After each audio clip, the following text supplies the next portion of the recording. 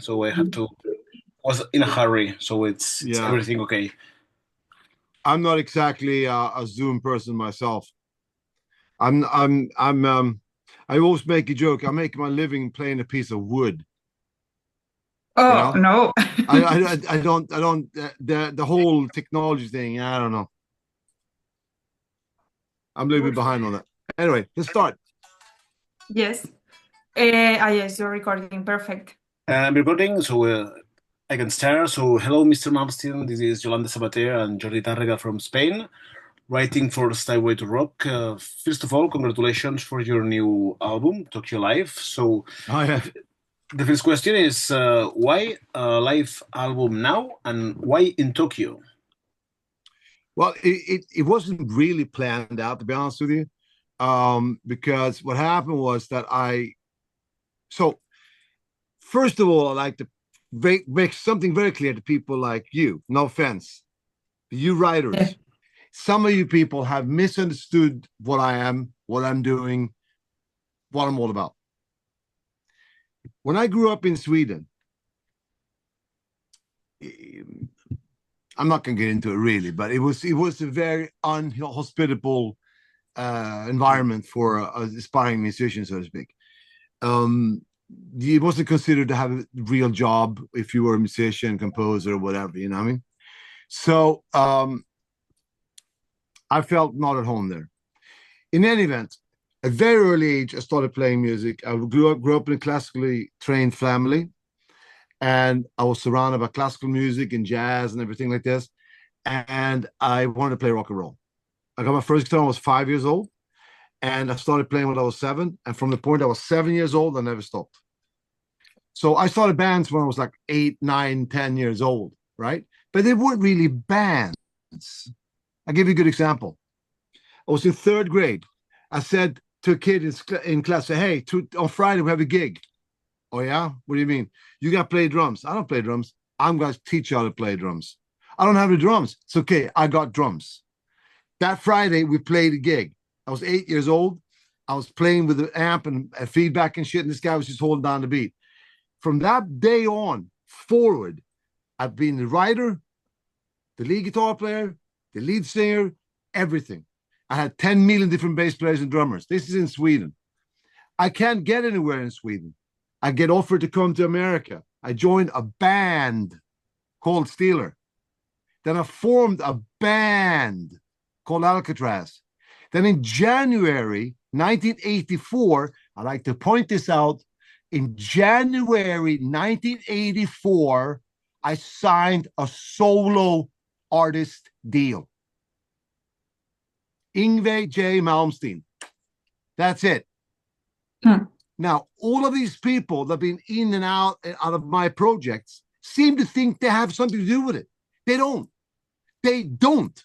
It doesn't matter who's singing my song. It doesn't matter who's playing the bass or the keyboard or the drums. It doesn't matter. It's like saying the third violinist in the Czech Philharmonic is the important for Vivaldi's violin concertos. So I like to point out from day one, I was a solo artist. I joined a band for 2 weeks in 1983.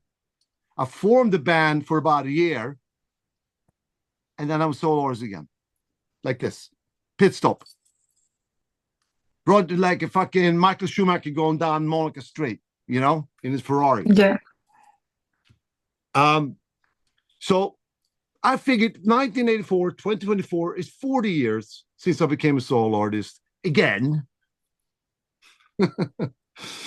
And I did a 40th anniversary tour, world tour, all over Europe, America, everywhere.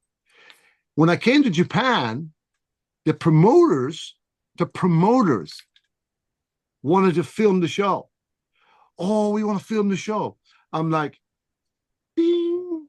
I said, yeah, we'll film 2 shows. We film Tokyo and Osaka, and I get the tapes. Okay. Okay. It's a good deal. Yeah, that's just who I am. I'm not like the Donald Trump of music. I make deals. Um, So that's how that happened. I'm not necessarily a huge fan of doing. I am and I'm not. This is different because about 10 years ago, something like 10 years ago, I released 2 live albums, one from Florida, Orlando, one from Tampa, Florida. And they were done one night and then a second night. And if you listen to the takes, not one soul is the same. Not one intro is the same. Nothing's the same. Every night I go on stage, I play different. I never play the same thing, ever. And I always thought it was so funny when I heard other bands, they play everything the same. It's like, wow, okay, that's cool, but I don't do that. So what happened was that it's a little bit like Deep Purple in Japan. They said we don't want to do a live album, but it's gonna be Japan only. So anyway, so I get the tapes, and the film, right, and the sound. I'm in the studio here mixing it. Fuck, this is pretty damn good. So I decided to release worldwide. It was only supposed to be in Japan. So that's the long story to a short answer. Now, short question. So you were not involved in recording the video, I assume that, but you are more or less happy with the result. Yeah, because otherwise you are not going to release it. I hope. Well, let me get back to what I was saying a little bit early on. If you want to, you call me a control freak. You go ahead. Call me that all day long. Guilt is charged.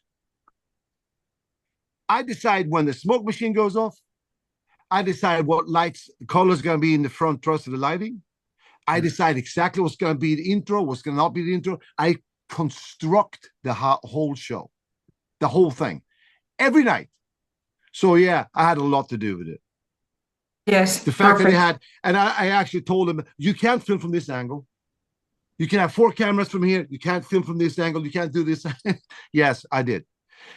Even though it was only meant to be in Japan, I was 100%. I said, and they were going to record it just. And I said, no, it has to be Pro Tool files. It's got to be. No, sorry, I had all to do with it. But having said that, it was only meant to be Japan. But so was my first solo album, Rising Force. It was also supposed to be in Japan only. So Yolanda and I attended to your concert in Rock Imperium in Spain, and I thought that you are in one of the best moments in your career. Do you agree? When was this? It was this summer in Cartagena. In Spain? Rock Imperium. Yeah. Was that a festival? Yeah, was a festival. Yeah. Outdoor festival? Outdoor festival, yes. Yeah. I'm sorry that I don't remember exactly, because I've done 500 gigs like in a row here. You are breaking our heart, because we remember that concert. Really. Oh no, I remember I did a short tour of Spain a couple of years ago. That was awesome. But on this last tour I did, the outdoor shows, I get a little bit annoyed with them because I can't control everything. Yes. So yeah, but I'm glad you liked it. I tried it. I'd always do my best, no matter where I am, no matter what I do. I always give it everything I have.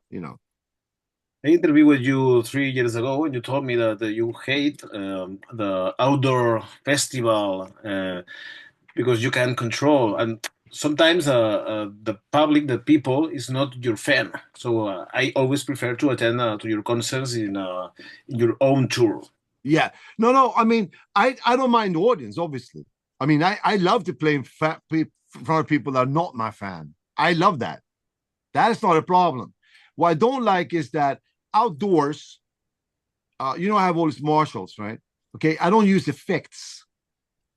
So the sound of the marshal is the marshal in a room. And if you play outdoors, there's no reflection. And it becomes very dry. And you get no sound check, and it's really no lighting, and so that's why I don't like it as much, I do them all the time. I'm probably gonna do them this summer too, but I'm not sure. I don't know. We'll see. But yeah, I always give it everything I have. I was wondering to ask you, because you mentioned your career. Do you think the only way for a guitarist, you for example, or other one, is to do her own career solo with any No, band? no, not No. at all.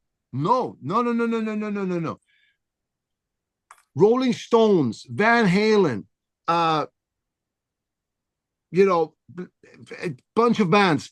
I love them. I love them. And I know for a fact that when Keith Richards banged out a chord, the drummer went, he played his part. Oh, it became that feel. And then Mick Jagger come in and sing on top of it. That was magical and that worked. It's just for me, okay, so music is an art form, right? So is Yeah, sure. painting. So is painting. So is writing books, right? Now, the way Leonardo da Vinci and people like that, the way they approach their art is more akin to what I do. I don't paint half the painting and I call them, hey, you could come and help me paint the rest of the painting. You know, that's just the way as an artist I am. I'm thinking closer to a classical composer or a painter. In fact, and it's nothing to do with that I don't like other people, that I don't want to be with other people. It's just that I have such a perfect idea. Like this. Guys, remember this. I've been doing this for almost 50 years, you know, a long time. And I'm still doing it. And I'm not stopping now. And the reason for this is I had a vision that goes like this. And everybody was saying, do this, do that, do this. You should do this. This is the most thing in. This is in. When I grew up in Sweden, all I heard from people was, "Oh, you're never gonna make it. You gotta be shit. Oh, what do you think you gotta do with that?" Because I was playing neoclassical rock then. 1978, I can show you a tape of that when I'm playing neoclassical stuff. Really hard metal stuff. But in Sweden, they were laughing at me, you know what I mean? But the thing is that that's the way I am. I'm not saying anything wrong with what other people do. I'm just saying that for me, I have such a clear vision of what I want to have in my head already. In fact, right before we got on this, I just came up with an inversion here that, oh my God, I was going, shit, you know, because that's what I go in this room, I come up with stuff. So I have to record after this. But no, I'm not saying anything. Like, listen, everybody has to find their own way. Everybody has to find their own way. If they feel like Lennon McCartney, come on, you know what I mean? This is beautiful when people do this. That's just not my way. You know, I'm not saying it's bad or good. It's just, you know, people are different, and that's how I work. You know.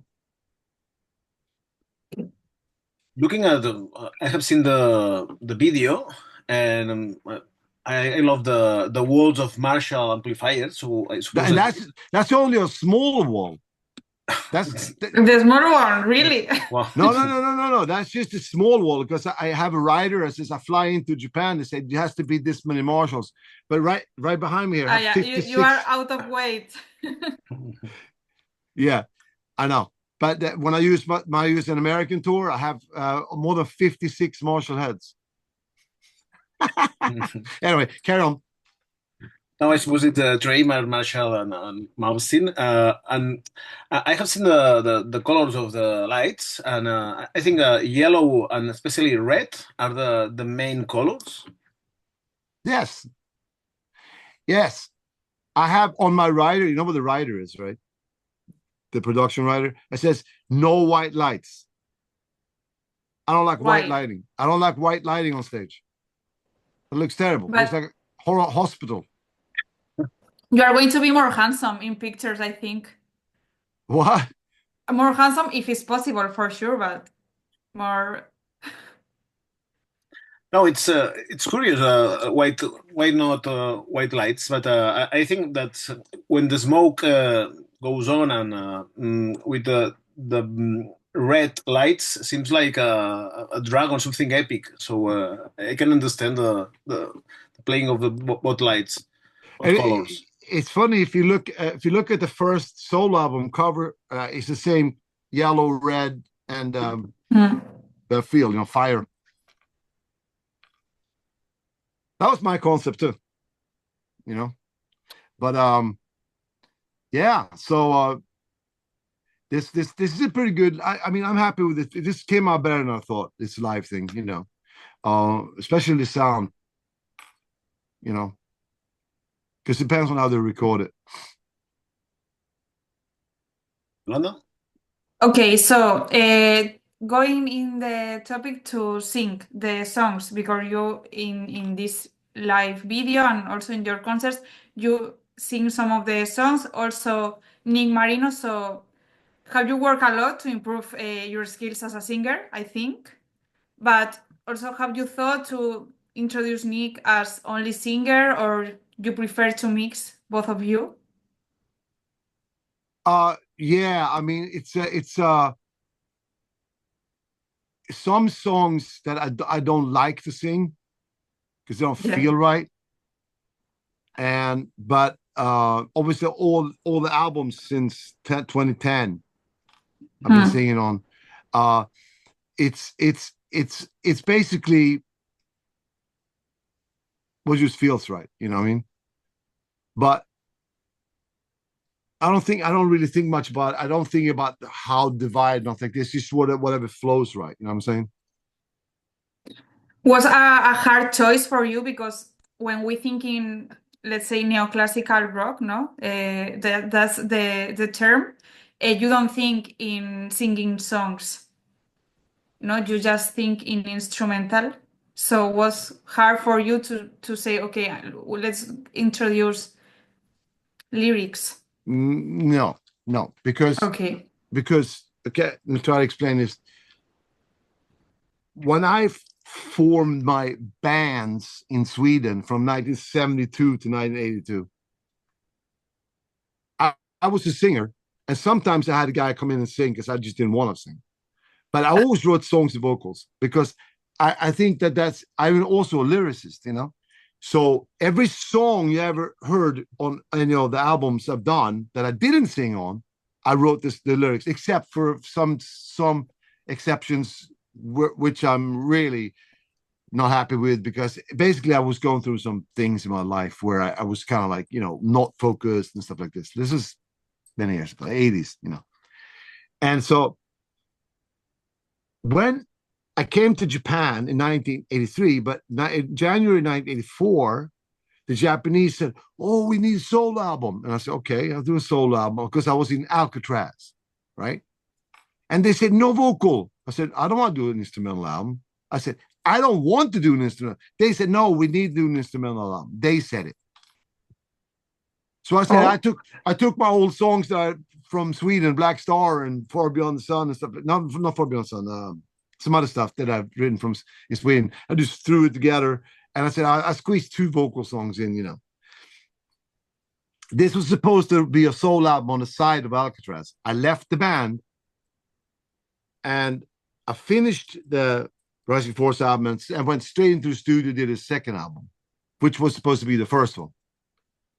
Marching Out was supposed to be my first solo album, but Rising Force sold so well on import that it hit the Billboard charts that the American label wanted a worldwide release. So that's why the album happened. I didn't. Oh, I want to make a guitar album. No, I didn't want make a guitar album. But I like to do instrumental stuff. I like to do. It's like Mozart wrote operas and Mozart wrote concertos.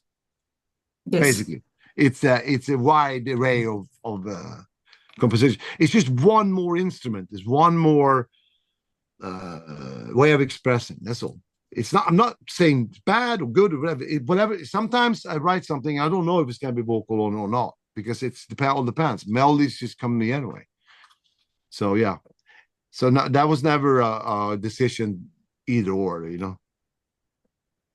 So can we say that Nice. United States and Japan maybe are the biggest markets for Malmsteen? Well, it used to be, but it's very, very, very global now. My last tour, I sold out thousands and thousands of seats in like Bulgaria, Italy. Like I did 2 Italian tours. 2. sold out. Venice, Rome, Milan, totally sold out. And then I went back a couple of months later, sold out again. So no, it's not. It's pretty much everywhere. South America is amazing. Mexico, wherever. It doesn't matter. Jakarta. I played, soccer stadiums. So it's crazy, and it doesn't seem to stop. It's really good. Thank you. Yes.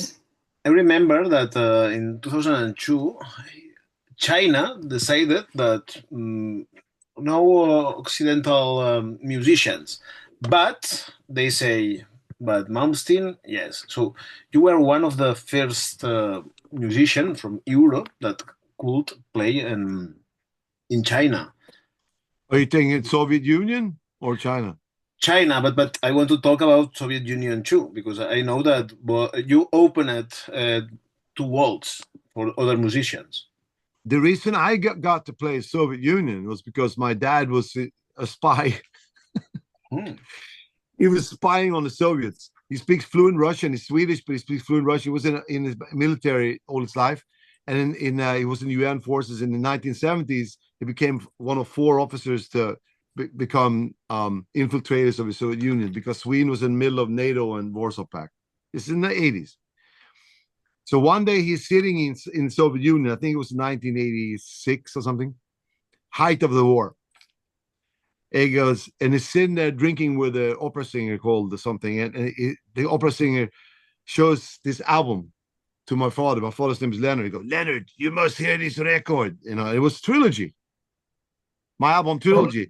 That some fucking numbnut from Polygram had sold the rights to the only state-owned label, Mill Records, for $3,000. He sold 17 million copies on the official Russian label, Soviet label.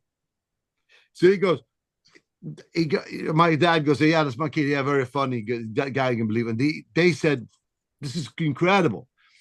So we had the Olympic Hockey Stadium in Moscow, 18,000 seater, 11 nights in a row.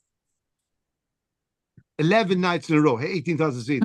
Then we flew to Leningrad, Olympic Hockey Stadium there, 18,000 seats, 9 nights. 2 cities, 20 shows. And I didn't make any money because ruble wasn't worth anything. So that was very groundbreaking. And then a few years later, like the other bands like Crew and stuff like that went there. They made a big deal out of it. Anyway, doesn't matter now. As far as communist China, I went to Hong Kong a lot of times, to Taiwan, but I didn't go to Shanghai until about 2016, I think it was. Maybe 2017. And Beijing too. And I don't know if it was really cut off. It was just, all they told me was if I threw a pick out, they threw me in jail. He said, if you throw picks out in the audience, we're going to throw you in jail. Very strange place. In the video, I have seen that you kick the pigs to the audience. Yes. I have these, if you buy this pick from Dunlop, it's purple. But I said, no, make it white for me. So they changed the color just for me. It's really cool. Dunlop is a good thing, because then they'll show up. And the reason I throw these picks out all the time, it's not a show, is because if it has just a little bit of a scratchy edge, I can't do that arpeggios, because it's the picking. So it's no good. So I throw it out. Okay, yeah, I have a lot of questions anyway. I want to ask about the Concerto Suite for electric guitar. Have you ever thought to play again this concert? Yes, many times. But it's extremely hard to arrange. They all these big orchestras of, they're booked like 2 years ahead of time. Okay. You're all the good orchestras. And so what happened with that was that I composed it in like 1995, 96, around there, recorded in 97, and performed it in 2001, because after the release of it, it took 4 years to arrange a performance. crazy. So it's just a matter of finding the right timing and all that stuff. If you know any good orchestras, they can contact me. The one that you record is the Czech Republic, no? Yeah, for example, in Prague. Yeah, that was the recording. The live performance was in New Japan Philharmonic. I also played it in Taipei, and yeah. Is the biggest piece that you ever composed? Because it's for 20 instruments, more or less, or I I'm mean sorry, I don't understand. for the number of instruments of the piece is like 20, no? I think It depends. more or less. Some of them are chamber baroque ensembles. Yeah. Some of them are full symphony with 60-piece choir. So some movements have very big orchestration, some Okay. smaller, you know. But is the biggest that you ever composed in number of instruments, I mean, or no? Full symphony. Full Yes. symphony. Now, I think I cannot remember the exact number of full symphony with contrabasso largo too, which goes down to C, you know. So it's and full percussion and choir, the whole nine. It was big, you know. Yeah. Hopefully you will perform again. It Yes. will make me really happy. Yeah. No, I love it. I want to ask you about the 90s, because in the 90s, for heavy metal bands, hard rock bands were bad years, well, a bad decade. But for some artists, it was not. They continue play and have their own career.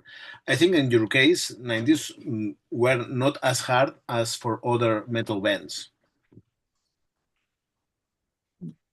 Well, I think I know exactly what we're dealing with here, but that